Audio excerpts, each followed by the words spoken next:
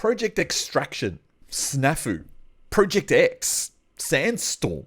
Whatever this movie is called, it's still not enough to hide the fact that it is not really that good a film. Hi, I'm the Artie Dans from the Asian Film Fans and Artie Dans YouTube channels, and welcome to this review of the Chinese-American co-production film Hidden Strike, starring Jackie Chan and John Cena, and now streaming on Netflix.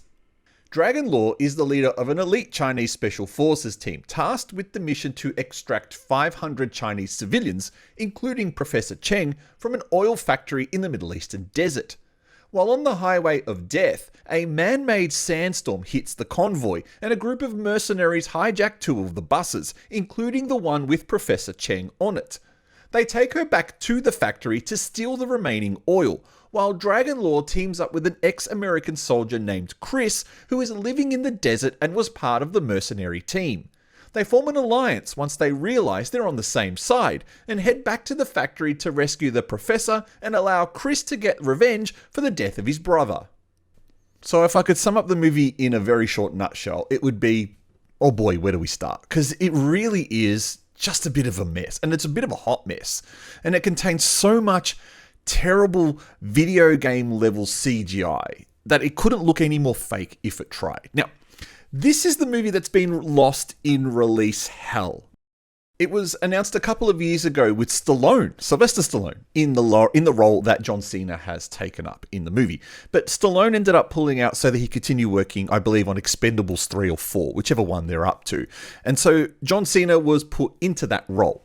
Now, he went and done the film, and then a couple of years later, a couple of years ago, I should say, while they were doing their big promotional tour, John Cena upset the Chinese government by calling Taiwan a country. And now that resulted in the movie from being immediately banned in China, and its release was blocked for a couple of years. I don't believe the movie is ever going to get released in China, or if it will, it'll be a few years later. So it was finally picked up for streaming only, and of course, you can watch it on Netflix right now. So bear in mind in the back of your head, this was supposed to be a big budget cinematic release. I'm kind of glad it never got released theatrically, because while this movie is not as bad as Bleeding Steel, that movie is utterly terrible. It is worse than Vanguard. So that gives you a bit of an idea. The last two kind of big Jackie Chan action films are really not that great, and this movie falls in the middle of those two. So the action in this movie is fine. It's more than acceptable action. It's just obvious everything's fake.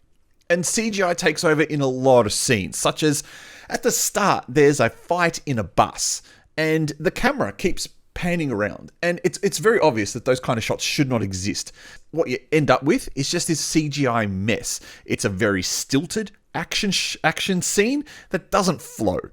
Then you get things like the fake-looking sandstorms, the terrible effect when the oil is filling up in the tanker, and virtually every background shot in the movie. When you see a long-distance landscape shot, that's all fake.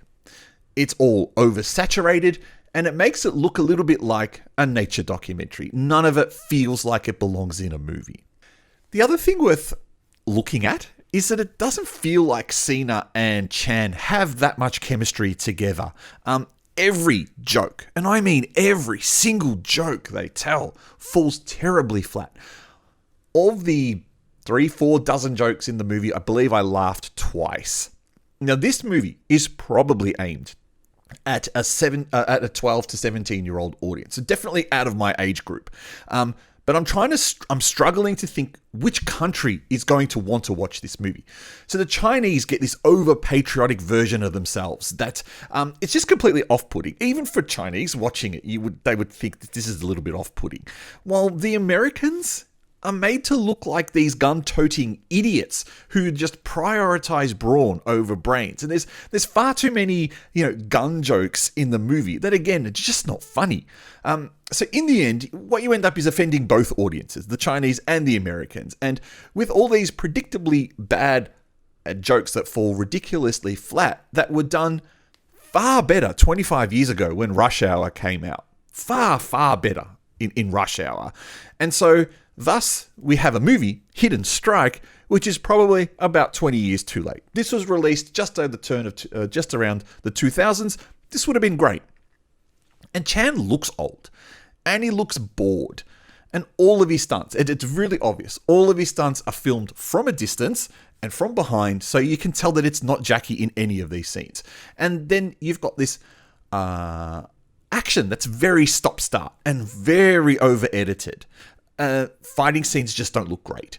And gun shootouts are just ridiculous. It's like everyone is shooting with invisible bullets. Nothing gets hit in the movie other than, you end up with holes all over the wall, but people essentially just walk through unscathed. And specifically, the scene of Chan and Cena at the abandoned radio tower where the French are shooting at them. It just a dumb scene.